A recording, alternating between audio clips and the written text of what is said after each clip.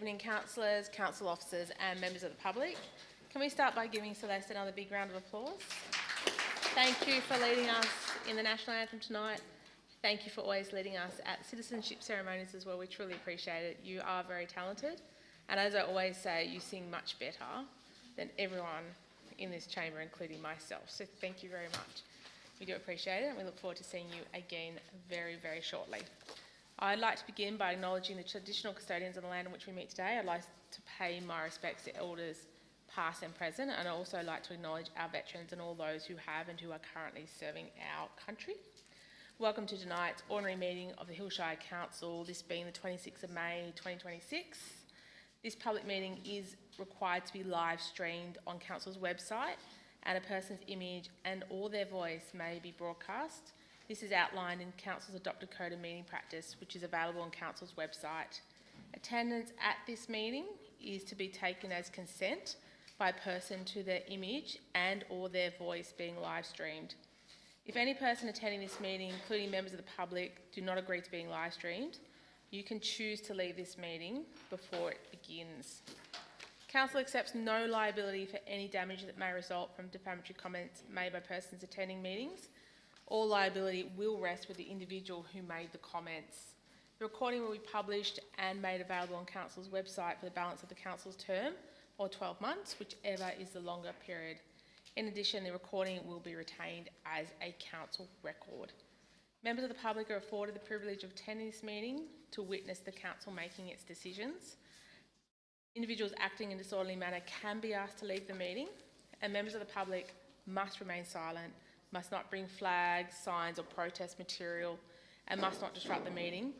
As we get underway, can everyone please make sure that your mobile phones are on silent, and a person must not live stream or use an audio recorder, video camera, mobile phone or any other device to make a recording or photograph these proceedings unless you have prior authorisation of this council. Thank you. Tonight's prayer will be given by Father Menard of St Bernadette's Church, Castle Hill.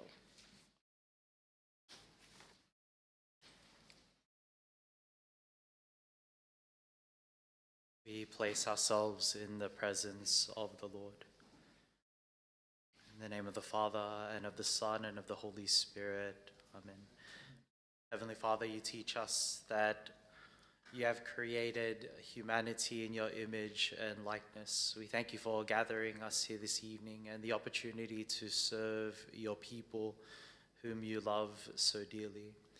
We ask that your Spirit be in our ears so that we may listen with charity, and in our mouth that we may speak with hope. And we ask this through the intercession of our dear Mother and all the saints. We ask this through Christ our Lord. Amen. In the name of the Father. Thank you, Father. Thank you for being here tonight. Thank you for your company at dinner. I think it was very interesting to hear the challenges that your parish faces in terms of building community, and we feel those challenges as well, so it's great to have some similarities. But thank you so much for your service to our community and the support that you give to so many. We truly do appreciate it. So thank you, and we look forward to welcoming you back to this chamber very, very soon. Thank you. We move to item 1, confirmation of the minutes, ordinary meeting of Council, 12th of May 2026, moved by Councillor Bonham, second by Councillor Blue. Is there any debate on those minutes? No debate, I'll put it. All those in favour say aye. Aye. Those against? Those minutes are carried. Thank you, councillors. Are there any apologies this evening? Looking around the room, we're all here tonight. Thank you. Councillors, are there any declarations of interest this evening? Councillor Blue. Thank you, Madam Mayor. I'd like to declare a significant non-pecuniary conflict of interest in item number 4, and I'll be leaving the room. And I can confirm that I have no other conflicts of interest on any other item on the agenda this evening. Thank you. Thank you, Councillor Blue. Any other councillors have a declaration?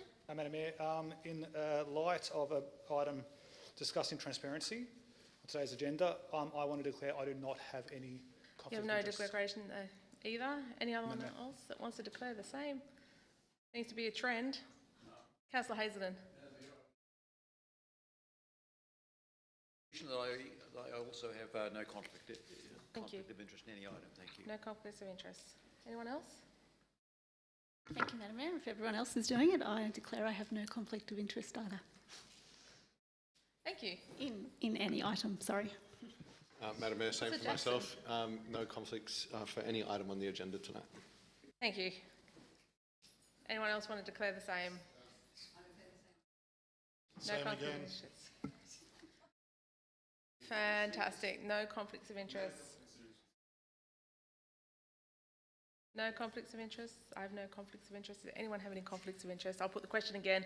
Is there any councillors in this chamber tonight that have a conflict of interest with any item on this business paper, other than Councillor Blue, who's already declared? Thank you. Councillors, are there any petitions this evening? No petitions. We move to planning matters. The following item 2 is defined as a planning matter pursuant to Local Government and Planning Legislation Amendment, Political Donations Act 2008.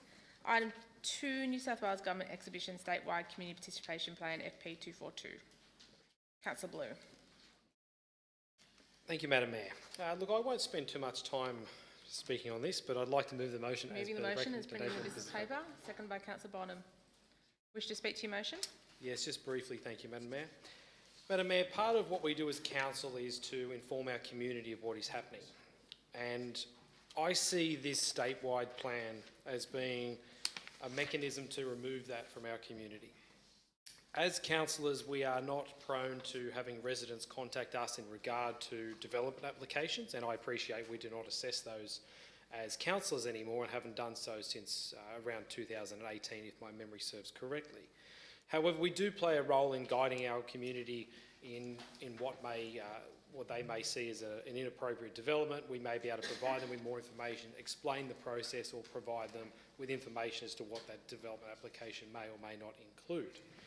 But Madam Mayor, the community don't know about these development applications or proposals unless they are notified. And whilst many parts of this statewide community participation plan do provide opportunity for the community to be advised, I do note that the assessment based on the report from our staff is that there are significant changes to the consultation requirements for development applications. Madam Mayor, this is a way of what the government are trying to do, is fast tracking and moving forward with all types of development applications, but the ones that are left behind are the community, and they're the ones that don't get told about these developments. They're the ones that see something that's been constructed and know nothing about it.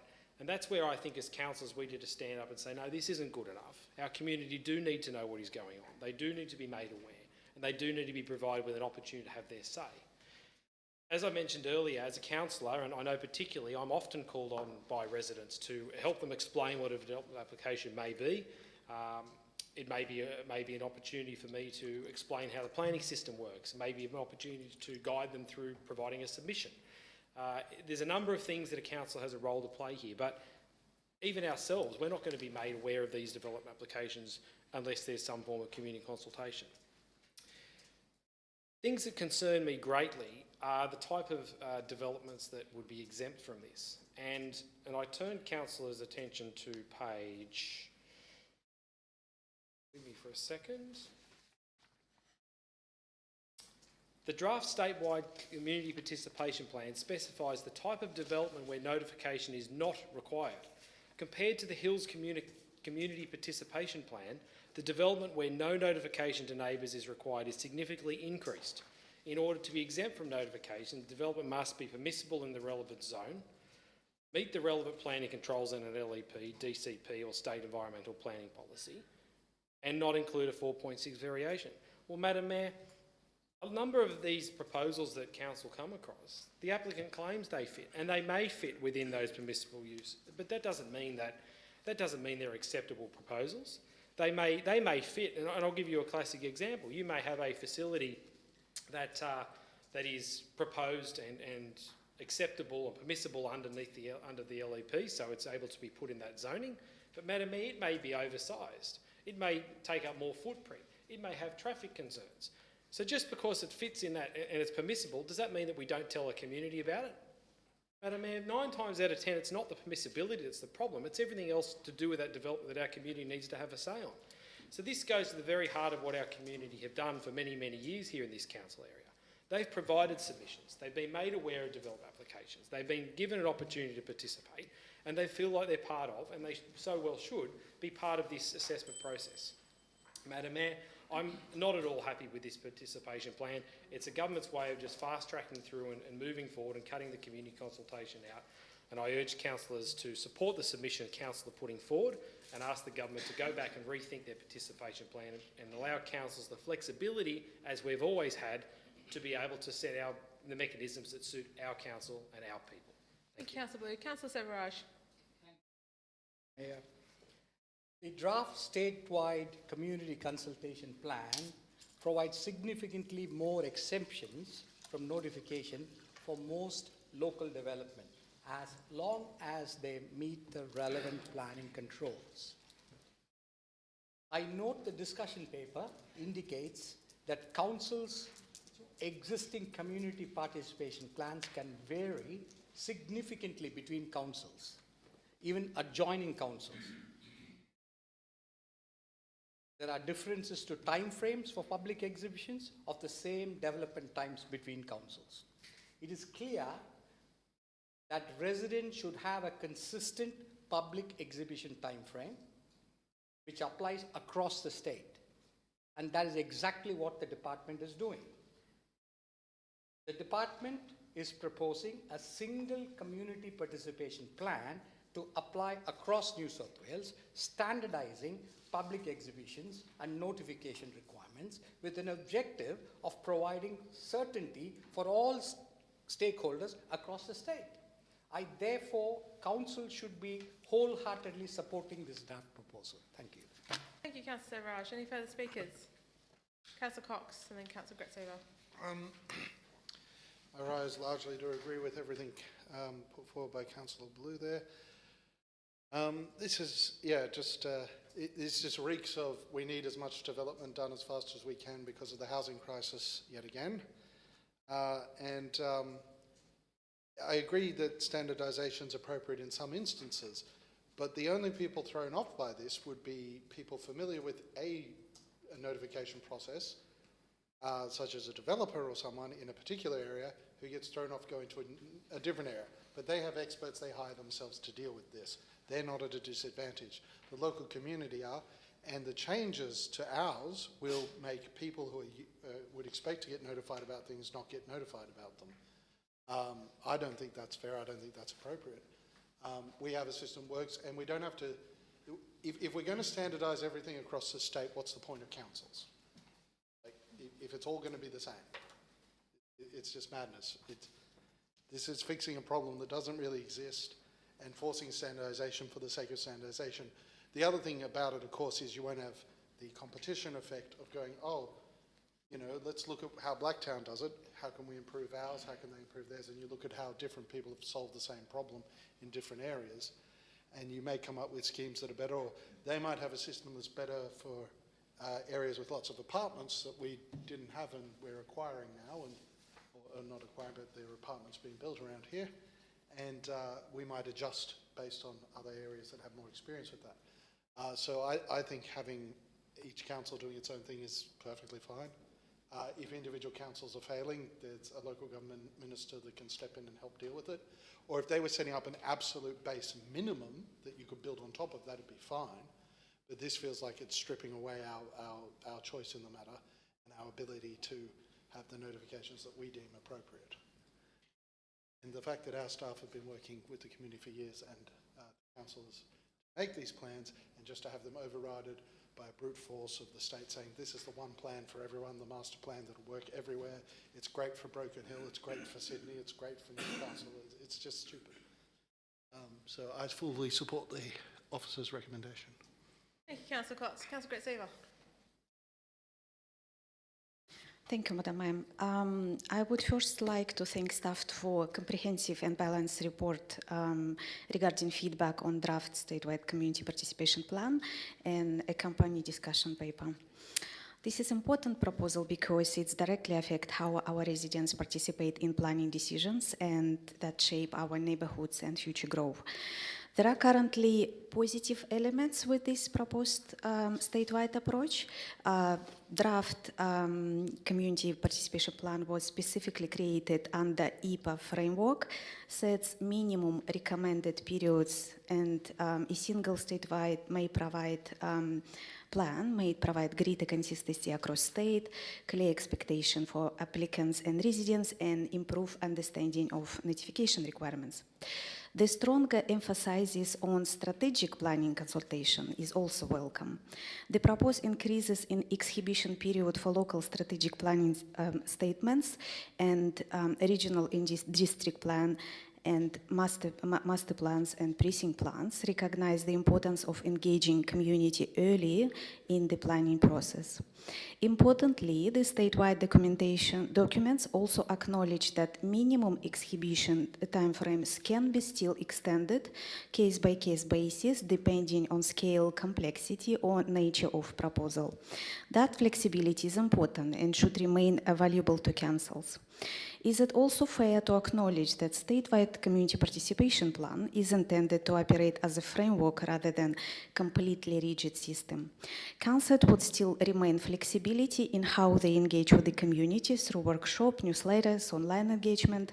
However, concern raised that in the report that while councils may retain flexibility in how to engagement occur, councils appear to lose significant flexibility regarding when statutory notification must occur and which developments require notification.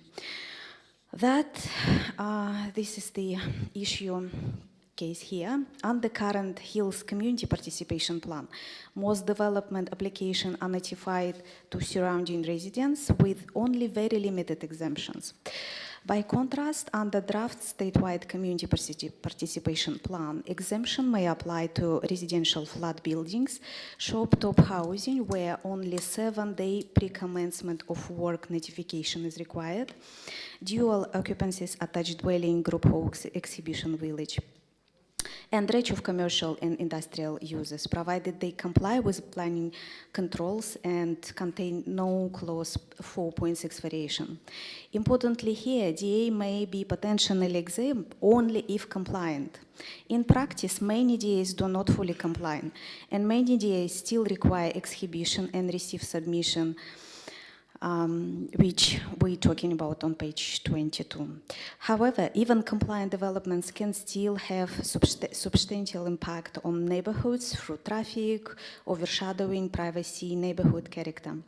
Residents reasonably expect to be informed when development of this nature is proposed near their home.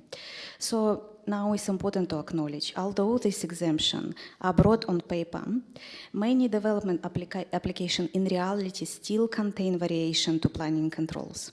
That means that many applications would still require standard 14-day exhibition period in practice. So actual reduction in notification, which discussing in the paper, may not be extensive at the first as appears. However, that creates another issue. Council officers would now need to undertake more detailed upfront compliance assessment before determining whatever notification is required. The report raises valid concerns that if this could actually increase administrative complexity, delay early processing, and create uncertainty where applications later change during assessment. I also wish to specifically highlight the issue of courtesy letters. Currently, even where formal notification is not required, Council often sends courtesy letters to adjoining neighborhoods simply to notify notification is not required. Council often sends courtesy letters to adjoining neighborhoods. The draft statewide community participation plan is unclear about whatever council will remain ability to continue this practice. So accordingly, I support the council recommendation and advise specifically seek clarification from the department on whatever council may continue using courtesy notification later in our scenario. Thank you very much. Thank you. Thank you, Councillor Gretseva. Any further speakers? Councillor Casby. Thank you, Madam Mayor. And look, I just wanted to start by saying how welcome it is to read Council's own statement in the executive summary of this report regarding the value of proper process. The report rightly notes that public participation in decision-making is a fundamentally important part of the planning system, and I quote, "The right for the public to comment and the onus on decision makers to take those comments into account has been developed through decades of case law, and it is exactly this process that builds public confidence in the decisions being made. Unfortunately, the draft statewide community participation plan threatens, I think, to undo this confidence. Its stated goal is to make the planning system faster, fairer and more outcomes focused. But when you look past all the bureaucratic language and the somewhat patronising case studies, this draft plan actually does the opposite. It is a systematic dismantling of community participation in our state, and our residents can see it, and they've contacted us with their concerns. Under our current Hills Community Participation Plan, we have a very limited exemptions from notification, and they are strictly for very minor, no-impact developments. Virtually all other types of development are notifiable, ensuring that our community can always make a submission. Yet this draft statewide plan proposes a one-size-fits-all approach that strips away our local discretion. The department claims their intention is to reduce unnecessary consultation for low-risk projects, arguing that upfront consultation during the creation of strategic plans will result in better community understanding and less confusion. However, the most alarming proposal in this draft is the blanket exemption from public exhibition for a vast range of developments. Under this new plan, high-impact developments like residential flat buildings, shop-top housing, exhibition villages would require zero notification to neighbours, provided that they claim to comply with upfront planning controls. Now, a residential flat building or a commercial farm is not low impact. Even if an application technically complies with a development control plan, it can still drastically alter the character, traffic and amenity of a street. By removing the requirement to notify the community, we are removing local knowledge from the assessment process. The plan silences the people who have to live with the consequences of these developments. It completely fails to account for the massive diversity in communities across this state, and it will drastically reduce the ability of our residents here in the Hills to have their say on developments affecting them. I don't agree with the department's argument that these exemptions will speed up housing supply. We can read here that for a DA to be exempt under their new rules, it must comply perfectly with all the relevant controls. But as we know, many DAs include variations.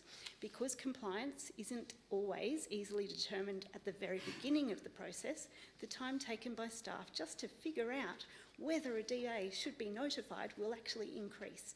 And this will create a bottleneck, not a fast track. And what really worries me is this plan undermines vital anti-corruption safeguards. The Independent Commission Against Corruption has clearly stated that transparency and meaningful community participation are essential to preventing corruption in the New South Wales planning system. We shouldn't accept a system where residents are not notified about what is being built next door, and we shouldn't accept a system where statewide housing targets are being used to strip away proper process and fairness and good planning outcomes.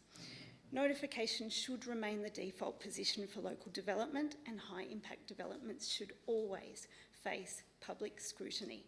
Because there is no one-size-fits-all solution, local councils must retain the right to consult their communities in a way that respects local values and expectations, like continuing to hold our successful conciliation processes to resolve local issues.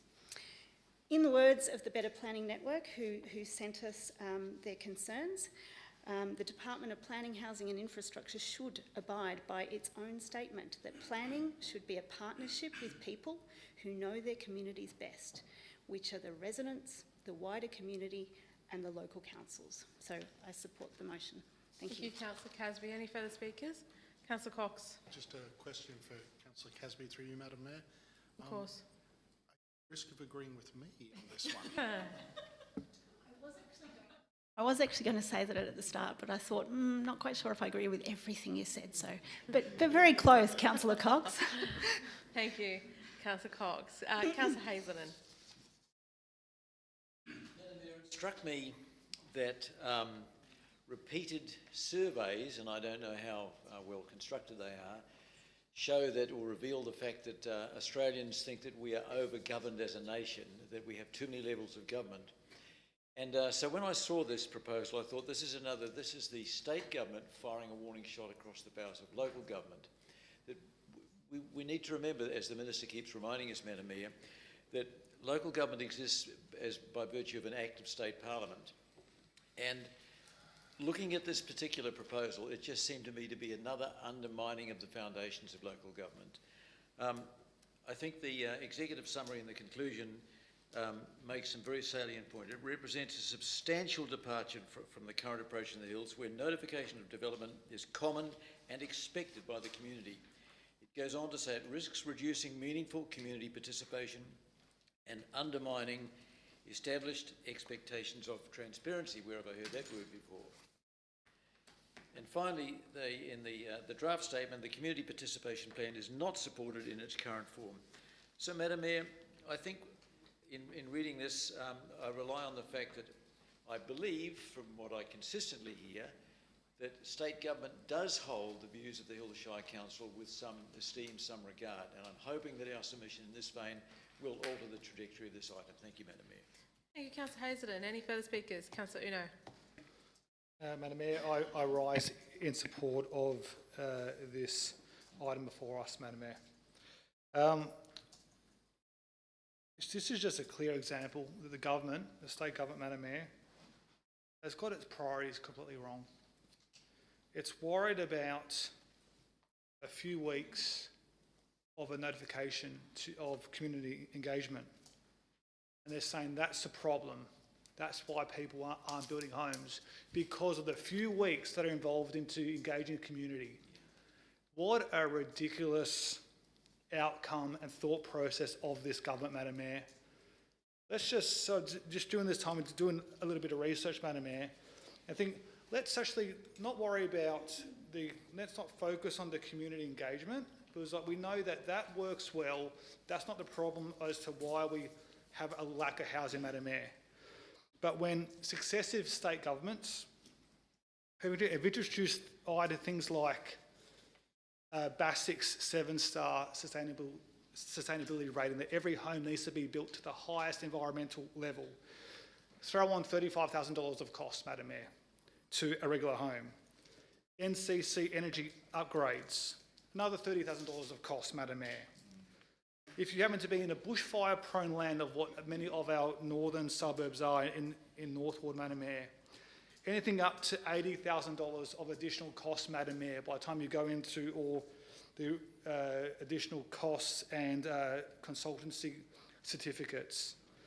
Biodiversity, tree, ecological rules, anywhere between $200,000 and $100,000, Madam Mayor, to the build of an average home. Obviously, we've got our local infrastructure contributions, Madam Mayor. They contribute up to like $54,000 for an average home. State housing productivity contributions, $11,000 to $13,000.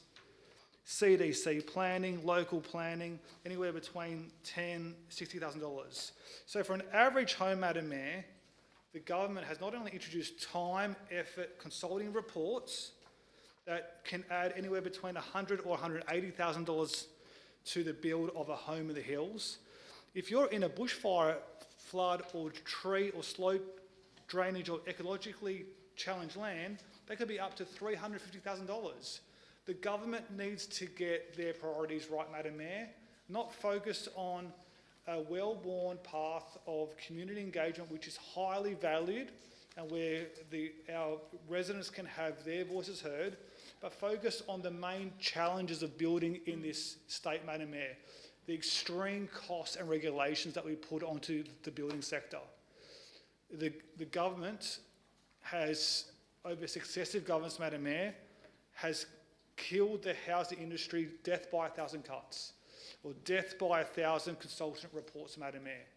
We need to take a firm, hard look at our regulatory environment to make building easy to get this state moving again. Thank you, Madam Mayor. Thank you, Councillor Uno. Any further speakers? Councillor Jodie. Madam Mayor, I suppose state government overstepped this time because before even they brought this plan out and proposal out of statewide community participation plan, FP 242, they already started exercising and implementing it. I suppose state government, what it thinks of was very clearly evident last year in our last council meeting of 2025, where as a council we had witnessed that the state government had put out the Cherrybrook Precinct Plan for a bare minimum bonus of 4 weeks of community consult. So I suppose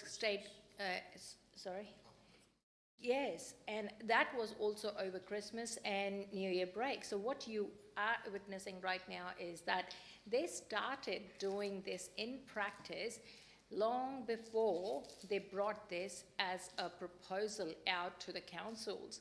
One size fits for all. They just feel that they can bundle up all the councils and put it in one basket and get them to be sheep-herded by their big stick.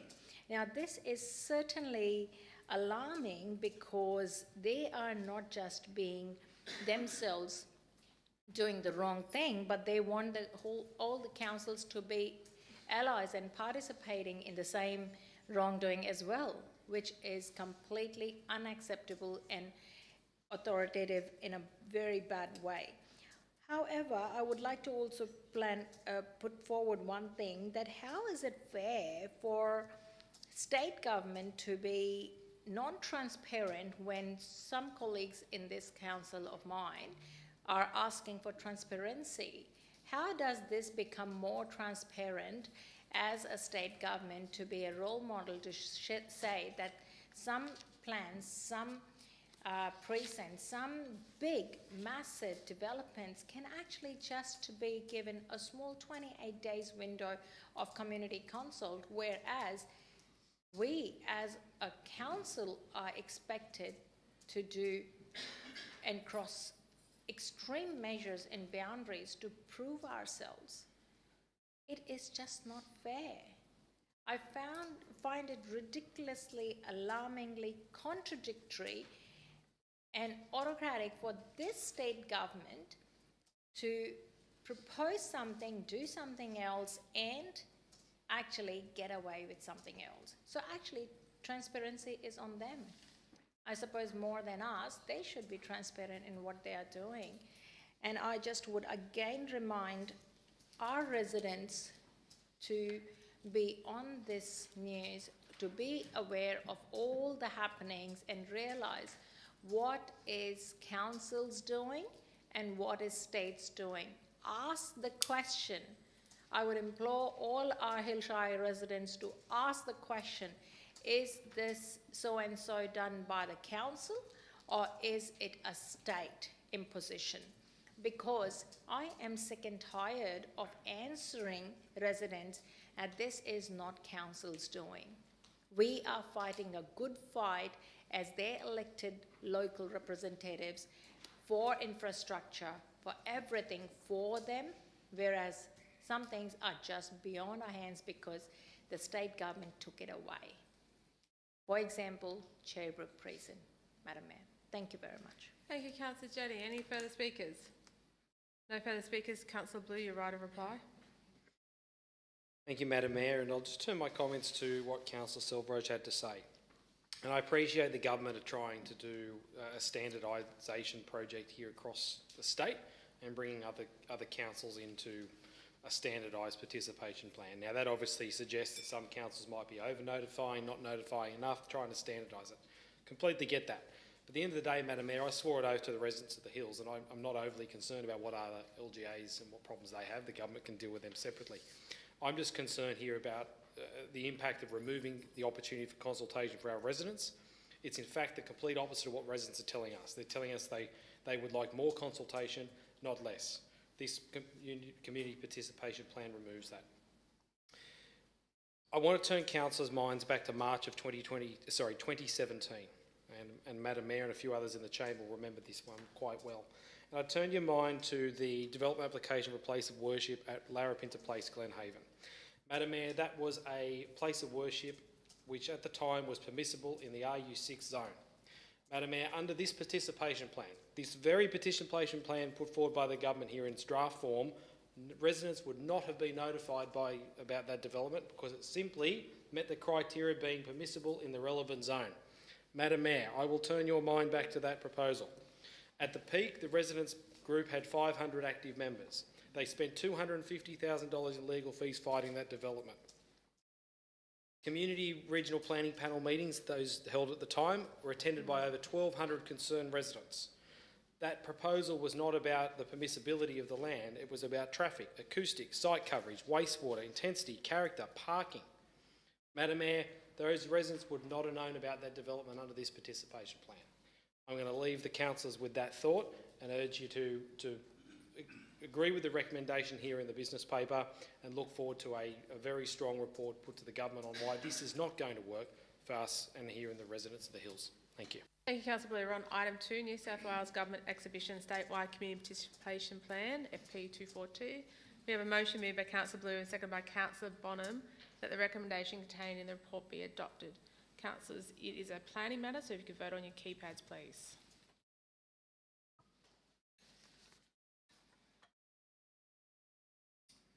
All votes are in, Madam Mayor. All votes are in. It is carried. But for the tape recording proceedings of tonight's meeting, I will read the names of councillors voting for and against. Voting for, Councillor Blue, Councillor Bonham, Councillor Cartwright, Councillor Cox, Councillor Damasi, Councillor Casby, Councillor Gretzeva, Councillor Hazelden, Councillor Jackson, Councillor Jetty, Councillor Uno and myself, Mayor Dr Byrne. And voting against that motion is Councillor Severage. Thank you, councillors. We now move to call the agenda. I'll read each item out one by one. If you wish to speak to the motion or to move alternate motion, please let me know. Item 3, LTF, recommendations, April 2026, Wyoming Road, Dural, review of traffic and parking. Item 4, LTF, recommendations, we have to pull anyway. Councillor Damasi, thank you. Recommendations, April 2026, Lucinda Avenue, Norwest, review of traffic and parking. Item 5, LTF, recommendations, April 2026, Netball New South Wales 2026 Senior State Titles Event, Kellyville Netball Complex. Item 6, LTF, recommendations, April 2024, Anesta Place, Bella Vista, proposed no stopping restrictions. Item 7, thank you, Councillor Uno, budget review as at 30th April 2026. Item 8, Councillor Uno again, licence the Hills Men's Shed Lot 2 DP 540968, part Eric Moles Reserve, number 87 Excelsior Avenue, Castle Hill. Item 9, Councillor Bonham, licence the Hills Community Medical Equipment Pool, Inc., Building 18A, Balcombe Heights Estate, Balcombe Hills. Item 10, amendment to approved easement lot 101 DP 10157, 16 Hines Road, Box Hill. Item 11, compulsory acquisition of council land by Transport for New South Wales, part lot DP 258947, being part of Kellyville Memorial Avenue Reserve number 126. Item 12, information and status report, Councillor Jackson. Councillors, can I have a motion that we move item 3, item 5, item 6, item 10, item 11 on Globo? Moved by Councillor Cox, seconded by Councillor Jetty. Is there any debate? No debate. I'll put those motions. All those in favour say aye. Those against? Thank you, councillors. The recommendations in the business papers for those items and now the resolutions of this council. Thank you. We go back to item 4. Councillor Blue has declared a conflict of interest and is leaving the gallery or chambers.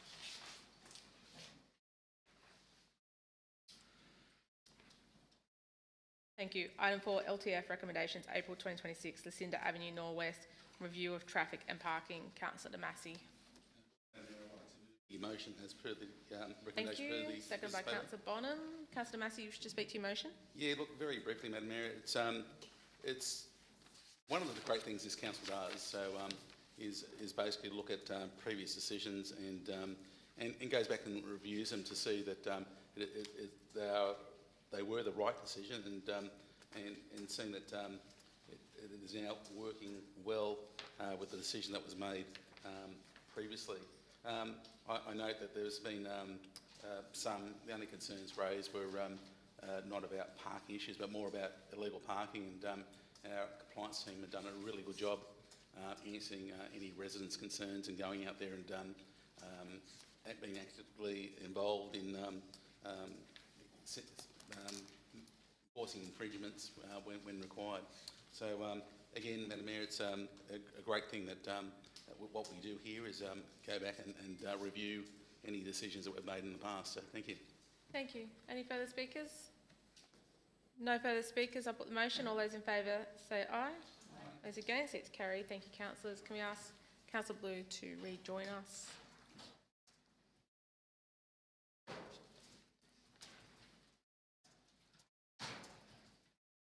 We move to item 7, budget review as at the 30th of April 2026. Councillor Uno. Thank you, Madam Mayor. I'd like to move the recommendation as stated in the business paper. Thank you. Councillor Hazelden seconding. Councillor Uno, you wish to speak to your motion. Yes, please, Madam Mayor. We saw in the business paper tonight that we've got some headwinds, Madam Mayor, especially with potential increases in expenditure that is unforeseen. We saw fuel costs potentially increase by up to $150,000, Madam Mayor, in addition to other items. This is the importance, Madam Mayor, of having a fiscally responsible, well-run council, Madam Mayor. These items are unforeseen. When the budget was planned 12 months ago, we didn't know or expect there to be a war with Iran that closed the Strait of Hormuz, Madam Mayor, and that resulted in a significant spike with oil and gas prices.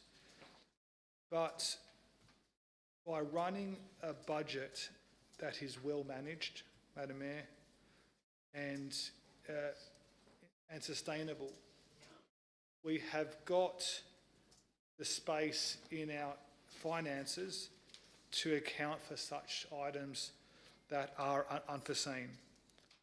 And even though that we do not, Madam Mayor, always know what's going to be coming in the future 12 months, especially we're seeing here today the example of the fuel costs, but Madam Mayor, we see our various items and buildings, Madam Mayor, where that they may need a change of a roof, Madam Mayor, and the budget may realise there's more structural challenges, and then we have to have a more engineered solution. But we've got the money available to be able to pivot and account to ensure that our council facilities are maintained to a standard that we expect, Madam Mayor. So I would like to acknowledge the hard work of our finance team, our CFO and our financial controller, Madam Mayor, with the great work that they do and have done over many years. The other item which I just wanted to bring the council's attention to, and this is important that we do not let this rest, is the gap funding of CP15. Madam Mayor, we've mentioned this multiple times, that we've now got a gap funding up to 182, if not $207 million, Madam Mayor, which has resulted in, the key thing is rezoning delays. We know that within Box Hill, there are potentially 250 additional dwellings that could be built in Box Hill today, but we do not have the funds available to do the work ready to be able to accommodate those dwellings, Madam Mayor. Maybe just a question through to Mr. Colbert. In a hypothetical world, what projects could have been undertaken if we had those funds available today? Through to you, Mr. Colbert. Through you, Madam Mayor, noting that the question was hypothetical, it is a difficult Yes. one to answer with any specificity. Councillor, I would say in general terms, the decisions had to be made around prioritising projects to deliver first in terms of safety and traffic projects in the main, and projects to be down prioritised, if for want of a better description, around some land acquisition and some drainage works. Thank you. Yeah. Councillor Uno.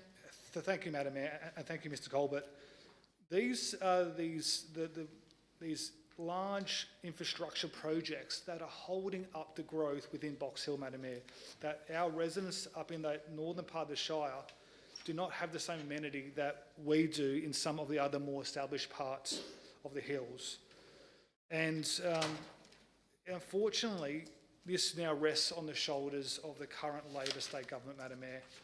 We've seen successive governments not appropriately address this problem, but unfortunately, with having these contribution caps being placed under the Reece-Keneally government, Madam Mayor, and then subsequently, when the Liberal government came to power, those caps weren't removed in a fast enough speed, has left us with a significant shortfall in Box Hill.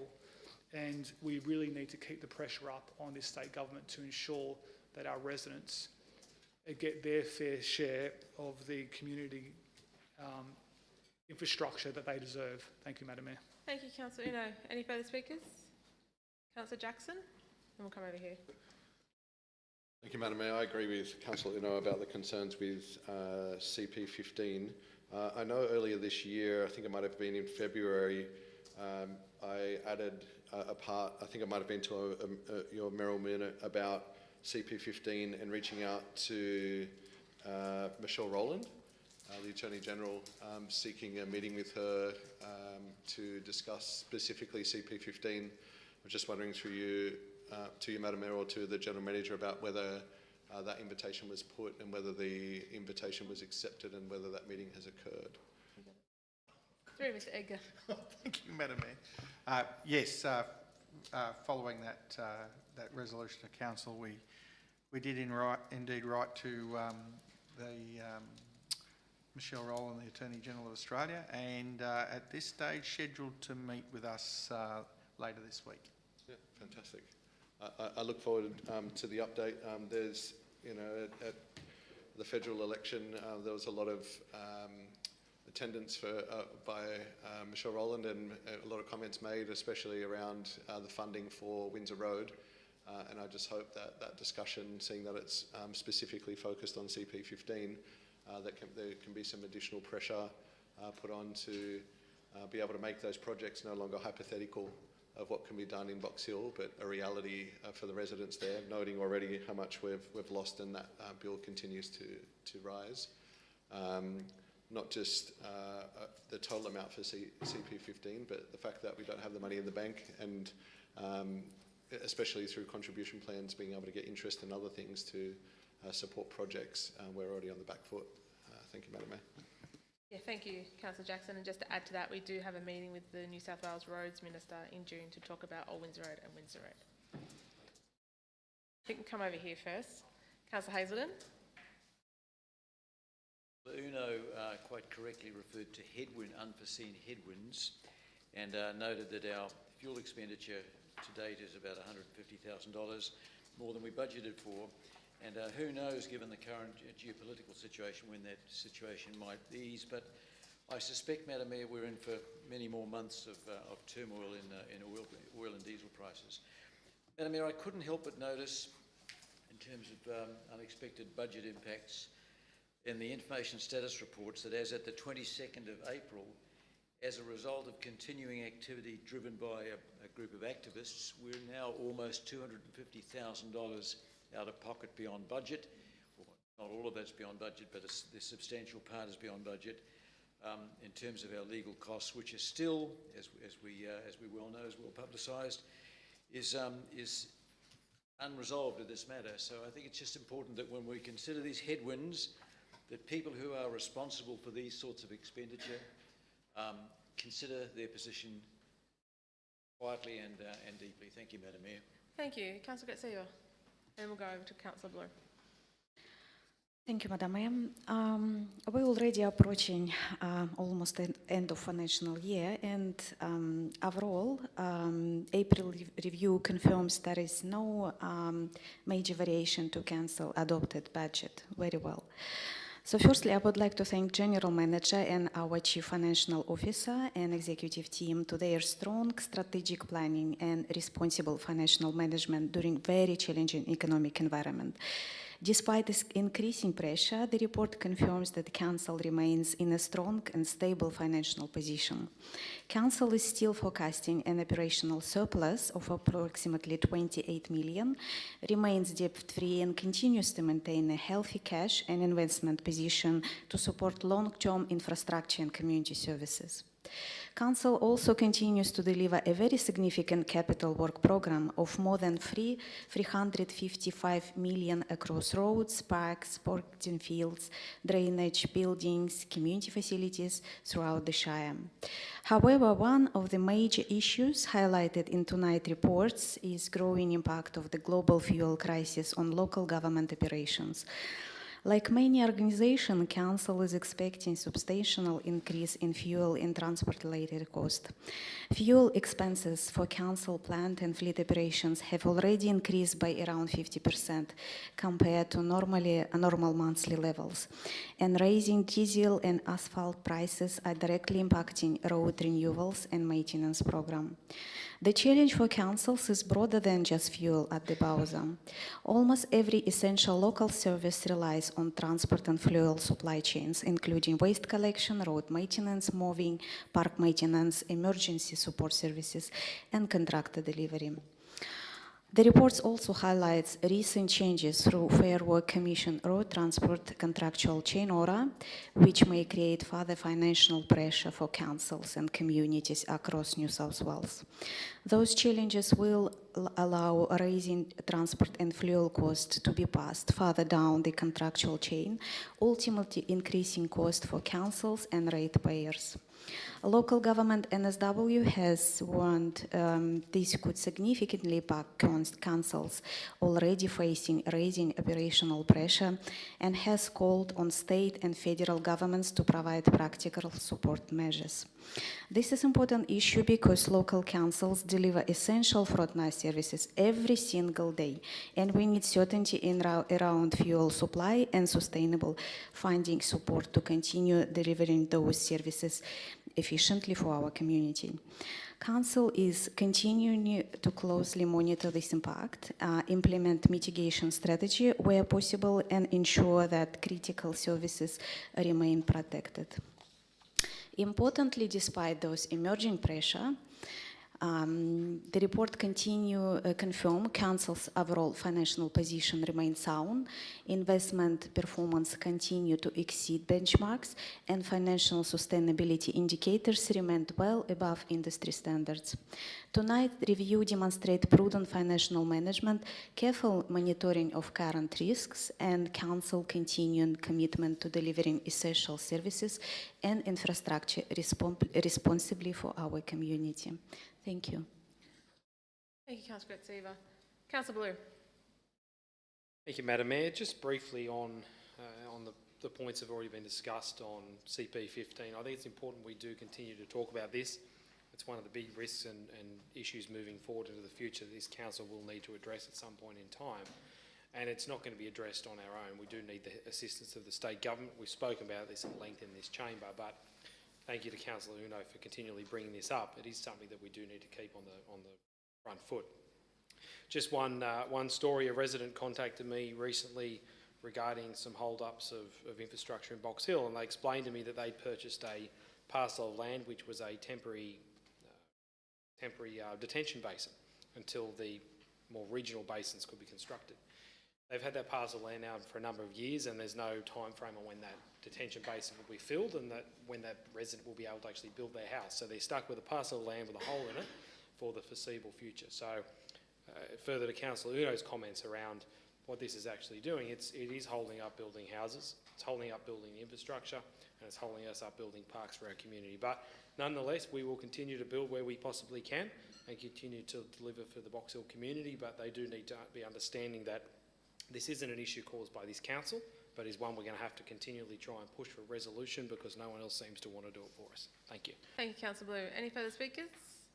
No further speakers. Councillor Uno, your right of reply. Thank you, Madam Mayor, and I thank my fellow councillors for their contribution to this item. Madam Mayor, it's incredibly important that we continue to run a fiscally responsible council. We've seen how things can quickly change from a financial perspective, and we're seeing that even today, Madam Mayor, with multiple headwinds around inflation and the tax changes that we're seeing in a federal government, Madam Mayor. But we need to ensure that we are always putting our residents first and ensuring that our residents' rates managed in the most fiscally responsible way possible. Thank you, Madam Mayor. Thank you, Councillor Uno. We're on item 7, budget review as at 30th April 2026. Got a motion moved by Councillor Uno, second by Councillor Hazelden, that recommendation contained in the report be adopted. All those in favour say aye. Those against say no. The ayes have it. It's carried. Thank you, councillors. We now go to item 8, licence the Hills Men's Shed, lot 2, GP 540968, part Eric Mobbs Reserve, number 87 Excelsior Avenue, Castle Hill. Councillor Uno. Thank you, Madam Mayor. I'd like to move the recommendation as stated in the business paper. Happy to second that, Madam Mayor. Thank you, Councillor Hazelden.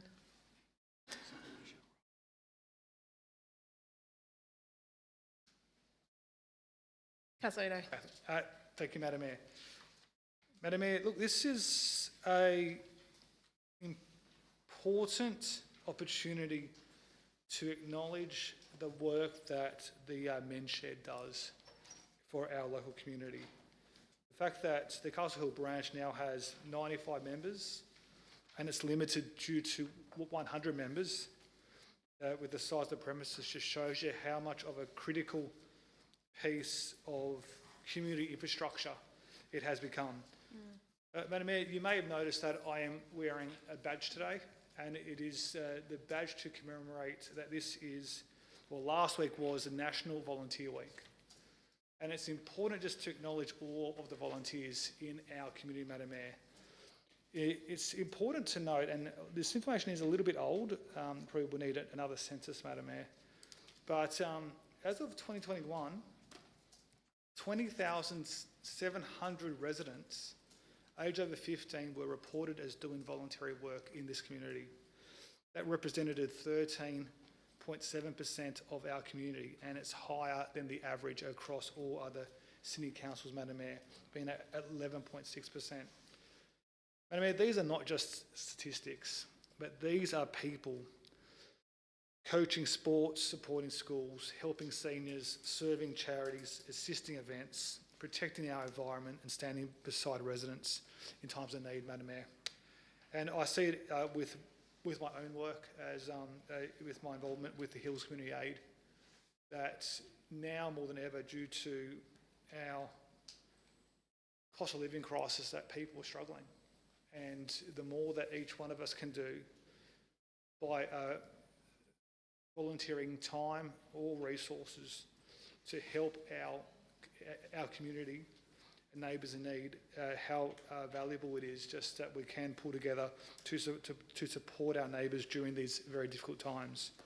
And Madam Mayor, with that, I do also want to encourage all my fellow councillors that the Mayor is running the Hills Winter Sleep Out on the 1st of August, Madam Mayor? Correct. First of all, thank you. I got that from out of memory. 1st August. So it's going to be a great opportunity to actually get together as a community to support the most disadvantaged of us in our community, to listen to people's stories, to raise much needed funds, and to get much more closely connected with others in the community under freezing temperatures. And I mean, but I just wanted to acknowledge that, and the circle back to the Men's Shed that does provide a tremendous service in our community, and any way that we can support them that we do in the future. Thank you, Madam Mayor. Thank you, Councillor Uno. Councillor Severaj. Men's sheds across the country actually contribute to the local communities to which they belong. A couple of years ago, I actually served as the president of a men's shed outside the Hills district. Men's sheds often bring together older men and women, many of whom critically need the interaction, collaboration for their emotional well-being. So they play a very, very critical role. Our council should therefore be doing everything in our power to support men's sheds in our area. I wholeheartedly support this recommendation. Thank you, Councillor Severaj. Any further speakers? Councillor Hazelden. Zelvaraj have articulated our collective thoughts about this. I just note in the report, Madam Mayor, the Hills Men's Shed is a welcoming community space to connect, converse and create in a supportive environment with approximately 100 members currently. Madam Mayor, the reach is obviously way beyond this because the Men's Shed is active in so many community activities, as Councillor Silverage has indicated. I'd also note as a second comment, Madam Mayor, that on page 178, the Men's Shed is not an organisation that constantly has its hand out for assistance. From its list of improvements to the facilities set down on page 179, quite obviously the Men's Shed looks after itself as well as contributing significantly to the community. So I'm very, very happy to support this. I think the Men's Shed should be given every encouragement to continue its good work and involve other members. Thank you, Madam Mayor. Thank you, Councillor Hazelden. Any further speakers? Councillor Massey. Thank you, Madam Mayor. And very briefly, the Hills Men's Shed is a great institution, and yourself, Madam Mayor, and I have been there a number of times and to a number of events, and it's great where men get an opportunity to get together. And some men live on their own; they're lonely. It's great that they get that opportunity to talk to each other for their own mental health and just to get away and do something different. A lot of women love the Men's Shed as well because when men retire, men hang around the homes way too often and don't know what to do and drive their wives crazy. So they welcome having a Men's Shed in our area. Madam Mayor, the Men's Shed does a lot of things. They provide a lot of skills from woodwork to fixing things, fixing furniture. And one of the great things I witnessed firsthand is that their involvement in some of our local schools, and especially our special needs schools, where they've gone out and involved kids in educating kids on how to make something and teaching kids like the skills that they've received at the Men's Shed, going out to these schools. And actually, one of our local daycare centre preschools, they actually made them a doll's house, and there was also a community library which they made to put out in front of the school where they can swap books as well. So the Men's Shed do a lot of great things, and it's the one we have here in the Hills is fantastic, and it's great to see those men in their green shirts arrive and wear those shirts proudly. Thank you, Madam Mayor. Thank you. Any further speakers? No further speakers. Councillor Uno, you're right to reply. Thank you. On item 8, licence the Hills Men's Shed, lot 2, DP 540968, part Eric Mulch Reserve, number 87 Excelsior Avenue, Castle Hill. A motion moved by Councillor Uno, second by Councillor Hazelden. Recommendation contained in the report be adopted. All those in favour say aye. Those against? The ayes have it. It's carried. Thank you, councillors. We now go to item 9, licence to Hills Community Medical Equipment Pool, Inc., Building 18A, Balcombe Heights Estate, Balcombe Hills. Councillor Bonham. I'd like to move the item 9 as per the business paper. Thank you. Seconded by Councillor Massey. Wish to speak to your motion? I do, just briefly. I just wanted to take this opportunity to acknowledge and thank all those people, those fine volunteers at the Community Medical Equipment Pool. These are volunteers whose sole purpose is to supply equipment to people who've either recovering from surgery, or they've had accidents, maybe they're frail-aged or they're disabled. But anybody who's been in this situation or has been a carer knows that this sort of equipment is really quite expensive.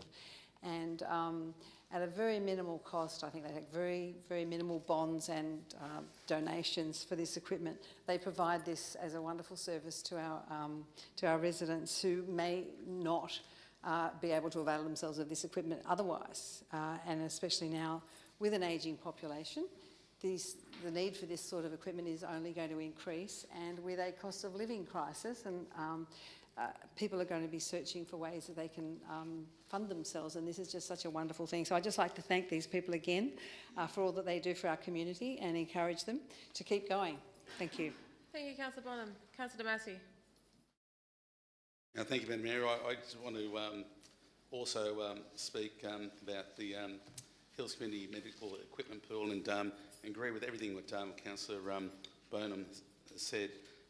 Madam Mayor, there is a need in the community. We do have a lot of people, particularly now, who are struggling to try and make ends meet with the state of our economy, and this bridges a gap for that need. So, they have short-term hire of loan of equipment, which includes wheelchairs, crutches, walking frames, shower chairs and toilet aids, commodes, overhead tables, high back chairs and other mobility aids.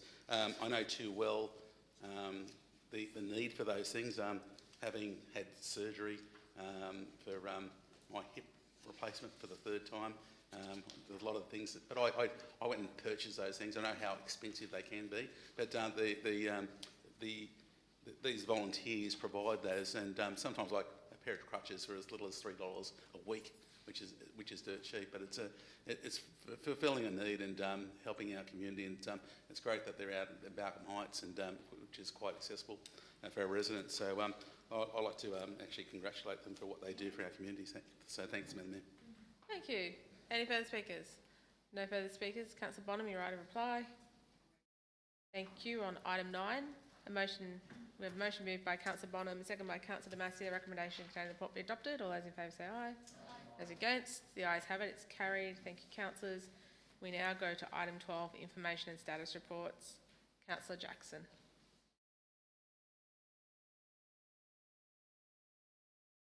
I'd like to move the recommendation as per the business paper. Yeah.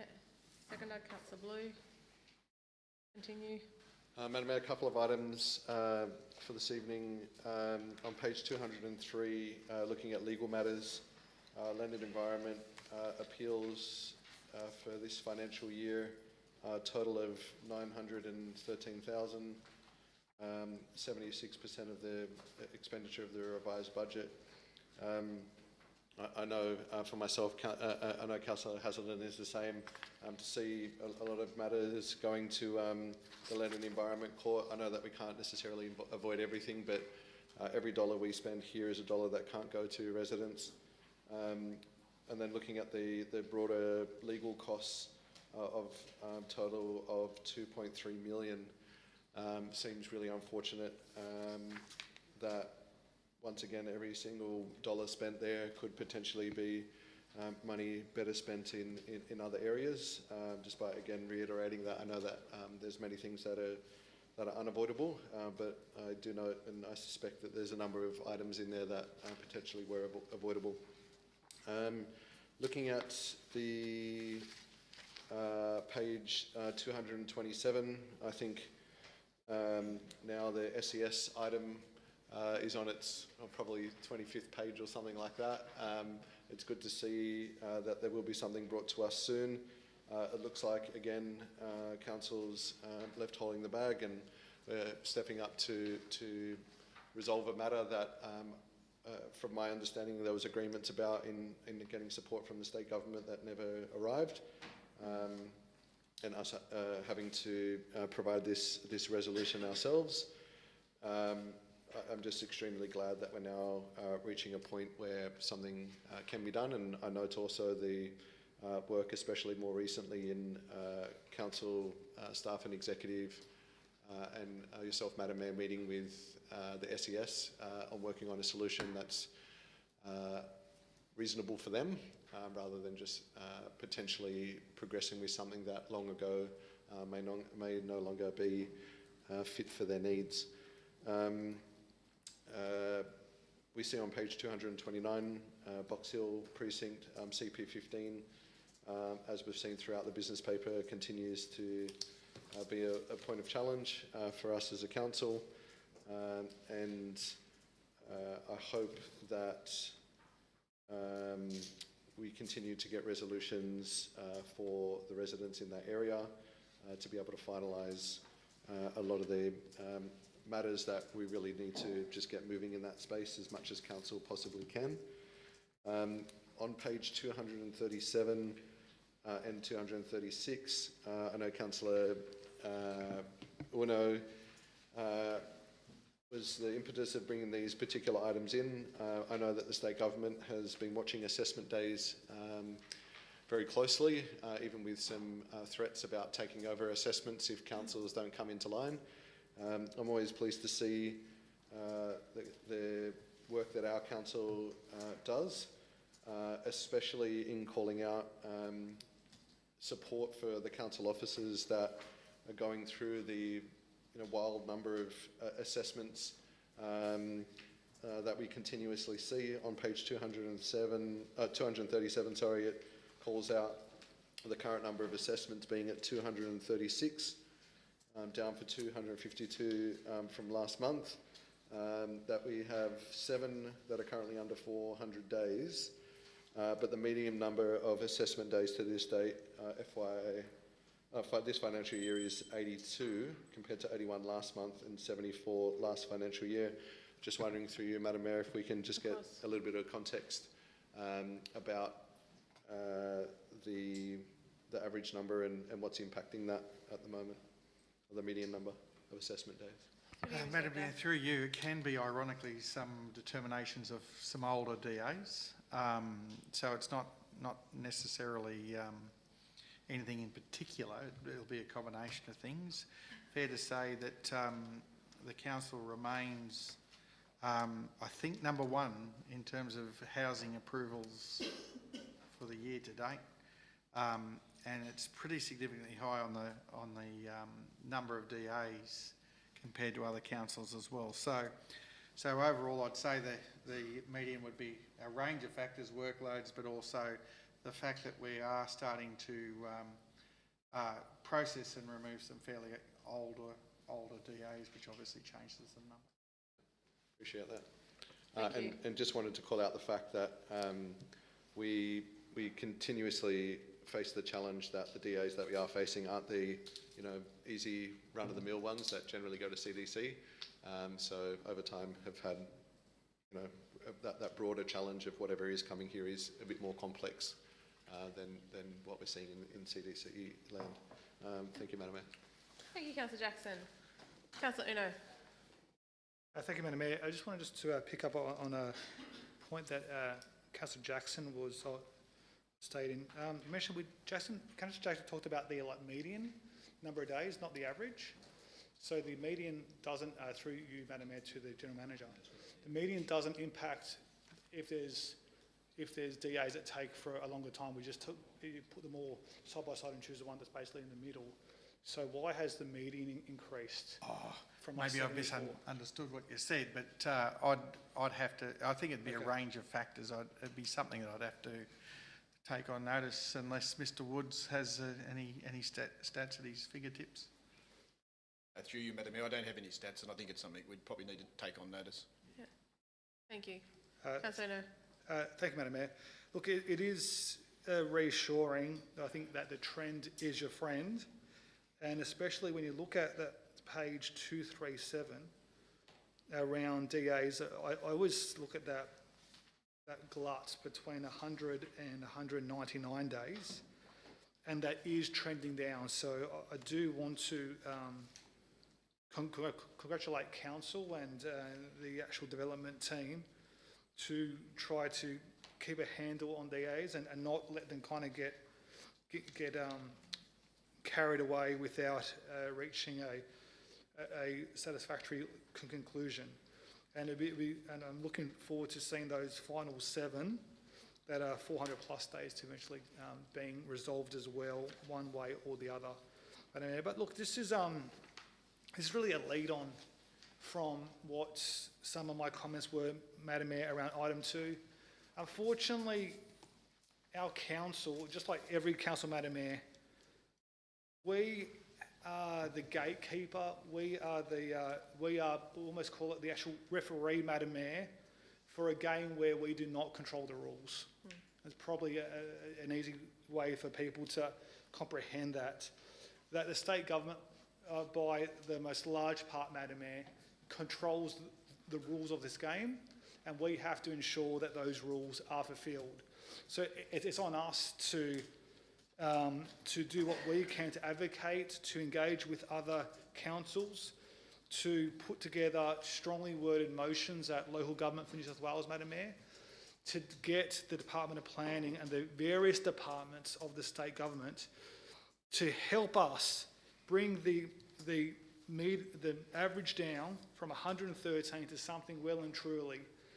Well, wouldn't it be great if we were able to knock out DAs within 30 to like 40 days, Madam Mayor? But unfortunately, our hands are largely tied by the compliance and the regulations that this government and progressive and preceding governments have laid on the building game, Madam Mayor. And unfortunately, we're not going to achieve the construction of homes and dwellings for the residents that are coming to the hills without some substantial changes to decrease that regulation. One thing which I did want to just to ask a question for, Madam Mayor. Of course. I would love to, I think customer satisfaction is such an important qualitative measure where we can really have a 360-degree look at ourselves, Madam Mayor, to see are we meeting the standards that our residents, that our customers expect. And I was looking at the development assessments and saw that we only had 3 responses for the customer satisfaction summary in April 2026. Can I make a question through to the General Manager or potentially through to, I think it's maybe like Mr. Ireland, as to what are we doing to try to increase the feedback of residents or builders basically putting through DAs? Through you, Mr. Edgar. We're going over there. Mr. Ireland. Yes. Thank you, Madam Mayor, through you. With our different developments and all of our different CSRs that we open, we do send an automatic feedback once they are closed or the particular development has been approved. In relation to developments, that's most likely done by private certifiers and different things like that that don't have that inclination to respond to us. We are trying to reach out to them through different avenues, such as when we look at our CDCs and CCs, to be able to gain more insight, but that has only started over the last 4 weeks. We are looking to improve the feedback we get. Thank you. And just a follow-up question, Madam Mayor, on that one. Are the responses anonymous? Do the people who provide a response, do they feel the comfort that there won't be any pushback if they did respond in the negative? Through you, Mr. Ireland. Yeah, thank you, Madam Mayor, through you. Yes, the responses, they have a choice whether they can be anonymous or not. Thank you. Madam Mayor, I think that we do a lot, Madam Mayor, in terms of both qualitative, more so quantitative measures, Madam Mayor, but I think that we can always do more when it comes to the qualitative measures. I think that we do it well for our draft Hillshire plan that we've discussed only several meetings ago, but I think that there's much more we can do to try to improve the services that we give to our residents. Thank you, Madam Mayor. Thank you, Councillor Urno. Councillor Hazelden. Councillor Urno struck a chord with me, and I was considering the item on page 217 and 218, which concerns Hillshire Council versus Hygiene Waste Services Proprietary Limited. And 2 cases we have for illegal dumping and subsequent clean-up, and we often talk in this chamber about the perils and the dangers, the challenges of illegal dumping. And in fact, at the Waste Conference in Coffs Harbour a couple of weeks ago that I was privileged to attend, illegal dumping remains a key concern across the state, across the nation. So I was going to ask through you, Madam Mayor, to the General Manager, who sets the penalties for these offences, Mr. General Manager? By legislation. By legislation, so state legislation, presumably? That's right. Thank you. So the chord that Councillor Urno struck with me is that with the upcoming conference, the annual conference of Local Government New South Wales, this would be a perfect time to put forward a motion that suggests that there should be criminal proceedings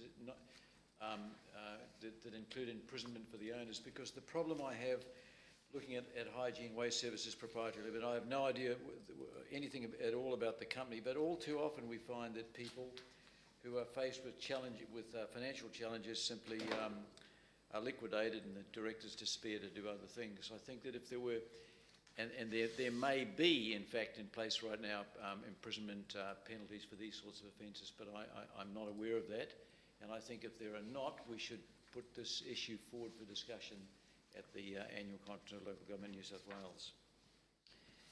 Madam Mayor, the other point that I wish to raise was a Hardy annual or a Hardy monthly for me, and that concerns the ecological constraints we place on development in essentially the urban area. And I'm looking at page 207, where we're looking at 87 and 85 Windsor Road Northwest, and it just puzzles me. And I drove down Windsor Road once a week, and I look at this area. It's a developed urban area, it's barely even on the fringes anymore, Madam Mayor.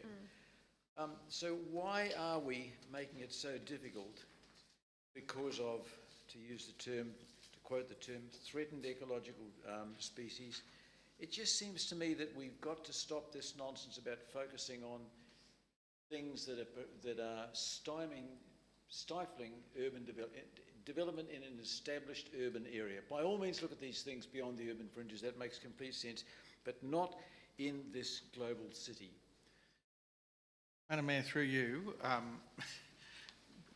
our sphere of influence in changing legislation at the federal level and the state level on ecological matters is very limited. And of course, we've got a compliance obligation in our work.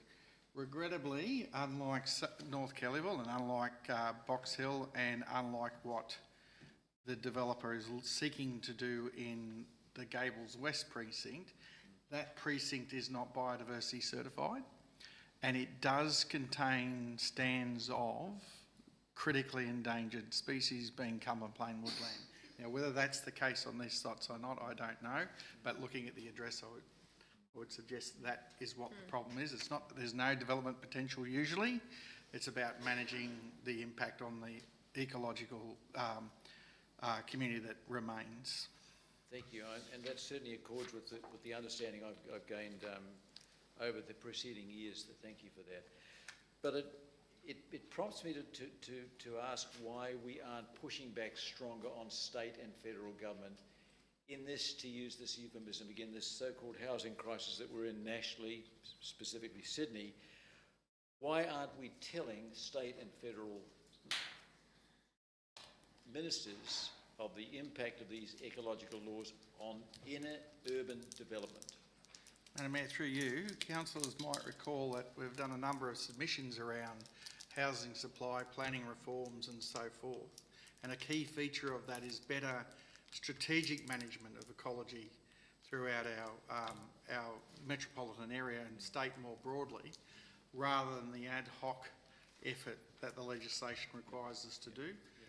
So far, that hasn't resulted in changes. So at every opportunity we have the opportunity to push that point, I think you'll find that we take that opportunity. Thank you. Thank you, Madam Mayor. That's all I have to say on that. Thank you, Councillor Hazelden. Any further speakers? No further speakers. Councillor Jackson, your right of reply. Thanks, Madam Mayor. I'll waive that. Waiving that. Thank you. On item 12, information and status reports. Got a motion moved by Councillor Jackson, second by Councillor Blue. The recommendation contained in the report be adopted. All those in favour say aye. Those against, the ayes have it. It's carried. Thank you. We now move to closed council. Madam Mayor, as we're moving to confidential matters, I move that council close the meeting to the public to consider the next confidential item on the business paper in accordance with Section 10A of the Local Government Act 1993. Okay, you've jumped the gun. Let me read my preamble, but then we'll go to you. Well, you can sit up here and do my job if you want. The Hillshire Council is committed to open government decision making. Some matters do, however, require confidentiality and therefore the exclusion during the discussion of the press and public. The nature of these matters is set out in Section 10A, Clause 2 of the Local Government Act 1993. Councillor Damasi, I'm asking for a motion that the press and public be excluded from the proceedings of closed council in respect of item 13, pursuant to the relevant clauses of Section 10A, Clause 2 of the Local Government Act 1993, and council withhold access to item 13 in accordance with Section 11, Clause 2 of the Local Government Act, which is what you're moving. Madam Mayor, I move that we move Do I have a to close. seconder? Thank you, Councillor Cox. Is there any debate? I'd like to debate, please, Madam Mayor. Councillor Casby. Thank you, Madam Mayor. Look, I'm sure we can all appreciate the absolute irony of what council is being asked to vote on right now.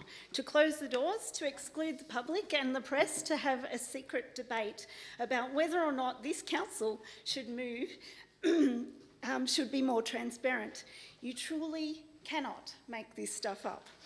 Without revealing the wording of the motion, which in my opinion is hardly confidential and should have been publicly printed in the business paper, let's be clear about the intention. It is not a complex commercial negotiation. It is not a tender process. It does not contain legal advice or strategy. This motion only asks Council to investigate and come back with a report looking at whether or not we should have a public transparency register of the leases and licences for the use of community Crown land. That is it. A policy discussion about the feasibility of an administrative tool. Yet, we are being told that this must be pushed into confidential session. The reasons printed here in the business paper to justify locking the public out simply do not hold up to any level of scrutiny. They don't make sense. First, on page 240, where we're given section 10A 2C of the Local Government Act. Point of order, Madam Mayor. That's a pink page. Claiming, what? Point of order, Councillor Blue. 240, no it's not, it's in the, it's 200, well, I looked on the public record one. Okay, I won't say the page then. We're given section 10A 2C of the Local Government Act, claiming that the public interest in preserving confidentiality about, and I quote, financial negotiations and valuation details contained within the report outweighs the public interest in transparency. This is absolute nonsense. There is no report. If you look at the business paper, right here it says NA. How can a statement refer to the highly sensitive financial details of a report that does not exist? We are merely asking to commission one. We will not be debating. Point of order, Councillor Blue. We will not be debating. Councillor Blue, point of order. No, we're not. No, we're not. You just debated it. No, we're not. It's in the public section. We will not be debating any specific financial negotiations or valuation details tonight because we do not have them. I fail to see how a general discussion regarding a policy of good governance could possibly confer a commercial advantage on anyone. The second reason given for closing these doors under section 10A2G is equally absurd. It suggests that advice concerning litigation or legal privilege, professional privilege may be disclosed, attempting to tie this motion to the ongoing Land and Environment Court proceedings regarding Fred Caterson Reserve. The Act specifically protects legal advice, and this legal advice must be clearly identified and fully discussed and subject to legal professional privilege to warrant closure. Nowhere in the Local Government Act, the Code of Meeting Practice or the Code of Conduct does it say that councillors are required not to talk about anything broadly related to Fred Caterson Reserve just because there is a live court case. I do not have access or knowledge of any privileged legal advice. I would be genuinely surprised if any of my colleagues do, and merely having an ongoing court case relating to a particular site does not automatically make a policy debate confidential. We don't have a report yet. We're just asking for one, so I can't see how this motion in any way meets the threshold for confidentiality. Instead, it appears that these clauses are being misapplied to hide a policy discussion. This will be a generic discussion to request a report, not about any specific details. Our own stated principles as a council are to be trusted, transparent and inclusive. Do we not realise that manufacturing these behind closed doors discussions directly undermines public trust? We put this motion forward because we stand for open, transparent and accountable governance. A public register would benefit the community because they have the right to know how public funds are being spent on public land and how decisions are being made. They deserve to hear our debate out in the open, and this is something the community wants. We know this because Council has told us about the recent surge in GIPA, Freedom of Information requests. Why should our residents have to go to the effort, the lengths and the personal cost of individually requesting the release of this information? It is public land and it is public money. It should be publicly available. To debate this motion in secret is to continue the exact practice of non-transparent decision decision-making that has plagued the management of community Crown land like Fred Caterson Reserve right from the start. There is no legitimate reason to hide a discussion about making public information public. We should reject this motion of confidentiality to move into closed session, keep the doors open and let the community hear this debate. Councillor Blue. Just a question through you, Madam Mayor, to the GM. Yeah. Mr General Manager, I've just read the 2 pages on the public website that references item 13, and neither of those talks about the motion. 100%. It talks about closing, it talks about, simply says, item number 13, subject notice of motion, establishment of a public transparency register for community Crown land leases. Does not talk about the other stuff Councillor Casby has had, and I'd like to know whether you think that was appropriate.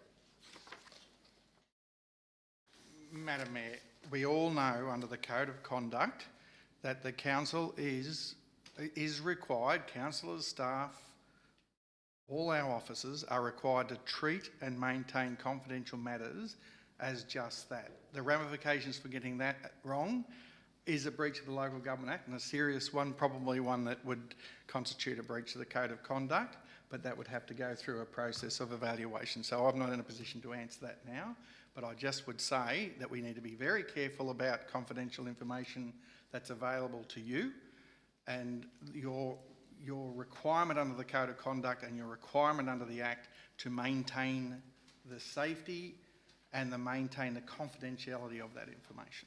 Thank you. Councillor Jackson. Thank you, Madam Mayor. Just a question through you to the General Manager. Did we go through a process of considering this motion and the legalities around it, and did we conclude that it should go into confidential based on those legal requirements? Councillor, if I can just point you back to the Code of Meeting Practice. The General Manager cannot list things that it considers should be in confidential matters, or he or she considers might be unlawful. What I can speak about is what is in the public realm.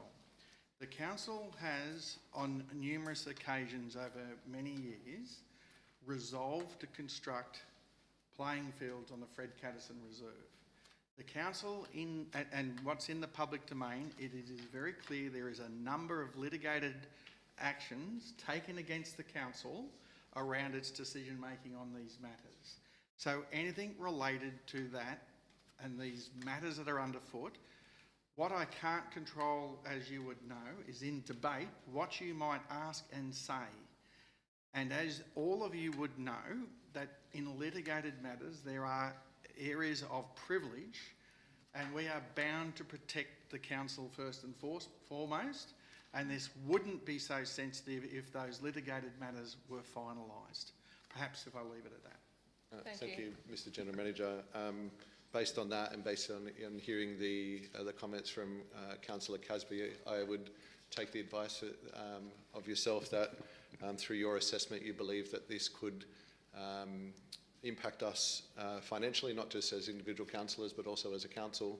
I know that we have already incurred a significant cost, not just through the current legal matters but also through the GIPA processes, and I would hate for anything to incur further costs to council that are completely unnecessary, and for that money to go to our residents. So I stand in support of these matters progressing to confidential, and from my understanding under the Code of Conduct, once the legal matters have concluded, the motions will become public anyway as part of that process. Is that correct? Madam Mayor, we are obliged to do 2 things. So, number one, whatever council resolves in closed session is that resolution has to be read on the public record. Of course, live streaming of closed council does not occur, and it's paused, and therefore it's not required to be made available to the public. If there is a report or further information printed in confidential closed session of council, there is a process in due course where that may be made publicly available outside of the GIPA process. You did say, Mr. General Manager, that there is legal matters afoot, and obviously they would conclude at some particular point, but I was referencing the fact that does not the information and the original motion, could that become public under the new Code of Meeting Practice once those legal matters have been completed anyway? I'd have no concerns with it if those weren't. So essentially it will become public, but obviously it's to protect council and the debate in order to be able to actually achieve the outcomes of effectively debating the motion. Thank you, Mr. General Manager. Thank you. Any further speakers? Madam Mayor. Councillor Cartwright. Sorry, is this Tom? Yeah. Hello? Yep. This motion is not just about promoting greater transparency, but it's about strengthening community confidence and improving access to information on a matter that has generated considerable public interest. Point of order, Madam Mayor. We're not debating the motion. I move that we move to closed session. Point of order. Debating whether or not to go into closed session, not debating the motion that will be before us. Should we go into closed session? Thank you. Any further speakers? Yes, Madam Mayor. Councillor Cox. Very briefly, it's very hard to debate everything Councillor Casby said, as I'm pretty sure she's reading from a confidential table. But in principle,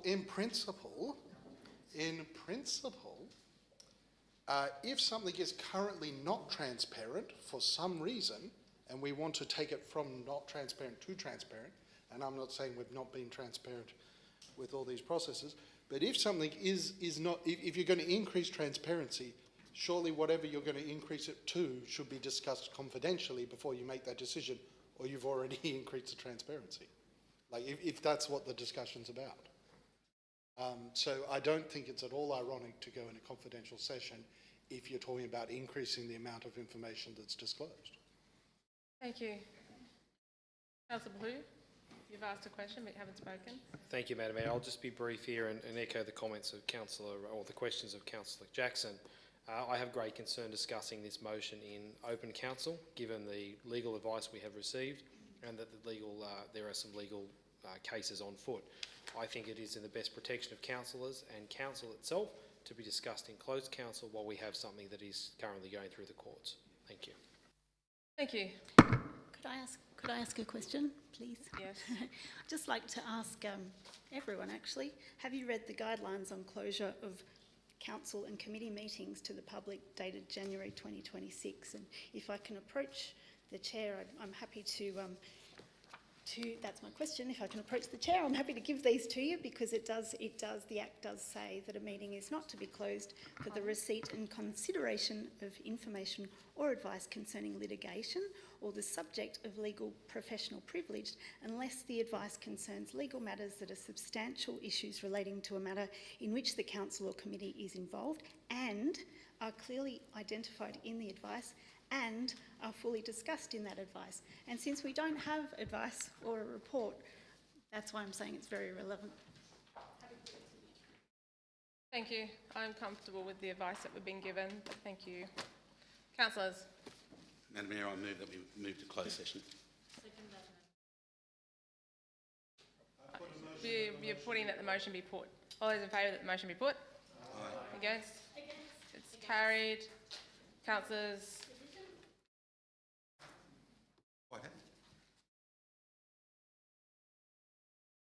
Okay, sit down. Thank you. We're voting on the motion that the motion be put. Yes. Okay.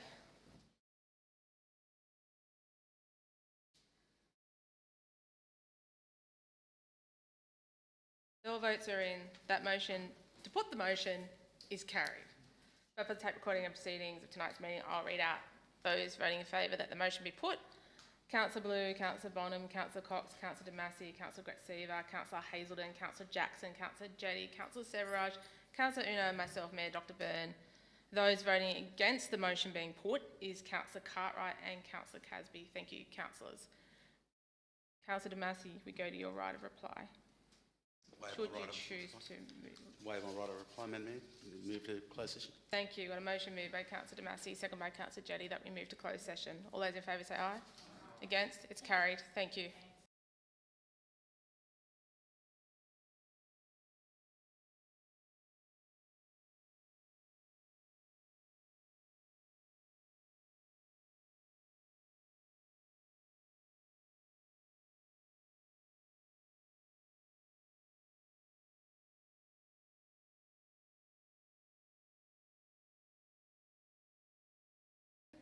When wrong, still right. When I'm wrong, I'm still right. Yeah, of course. Yes, please. The motion that we move to closed session.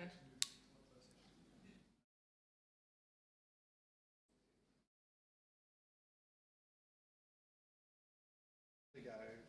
All votes are in, Madam Mayor. All votes are in. That motion to move to closed session is carried. And for the tape recording proceedings of tonight's meeting, I'll read out the names of which way each councillor voted. Voting in favour of moving to closed is Councillor Blue, Councillor Bonham, Councillor Cox, Councillor Damasi, Councillor Gratsiva, Councillor Hazelden, Councillor Jackson, Councillor Jetty, Councillor Severage, Councillor Uno and myself, Mayor Dr Byrne. Voting against that motion is Councillor Cartwright and Councillor Casby. Thank you, councillors. We move to closed session.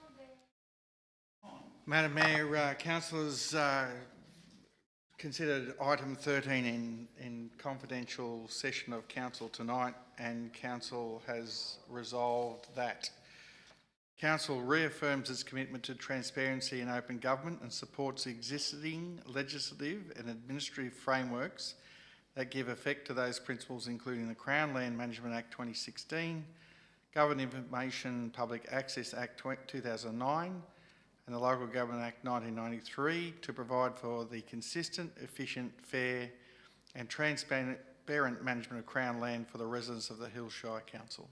Thank you. Thank you. Meeting closed 10:02. Thank you, councillors, council officers and members of the public that may still be watching.